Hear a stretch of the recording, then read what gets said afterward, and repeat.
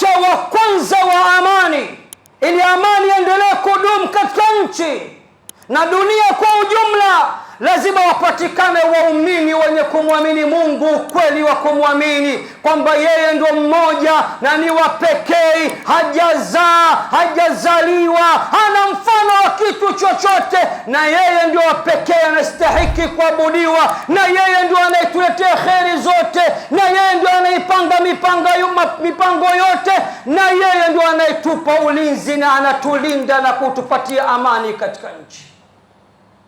Jambo la kwanza. Pacha wa pili wa amani, shukrani, kumshukuru Mungu.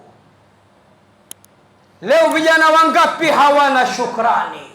Bwana Mtume Muhammad anasema, man la yashkuru qalilan la yashkuru kathira, asiyeshukuru kidogo hawezi kushukuru hata kingi. Leo vijana wetu tunawasikia wakisema kwamba Tanzania hakuna amani. Kwa nini? Kwa sababu kuna matukio mawili matatu yanatokea katika nchi. Ni nchi gani duniani iliyosalimika na matukio mabaya?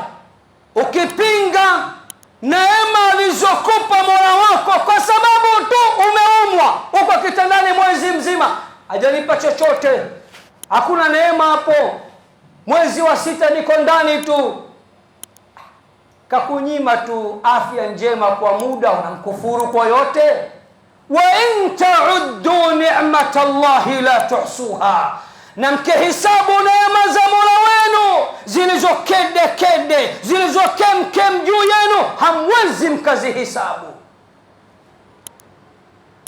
Qur'ani suratu Ibrahim sura ya 14 inasema, wa idh ta'adhana rabbukum la in shakartum la azidannakum, amekwisha tangaza Mola wenu mlezi ya kuwa mkinishukuru nitakuzidishieni. Tukimshukuru Mungu kwa amani tulionayo, atatuzidishia, matukio yote mabaya atapeperuka. Ukabaji, ubakaji, utekaji, mauaji, kila ubaya kitatoweka, kwa sababu tunamshukuru Mungu kwa kile alichotupa. Na sera ya Mungu, ukimshukuru kwa neema aliyokupa atakuzidishia zaidi. Nyinyi kushukuru hamtaki, mnakufuru neema ya Mungu.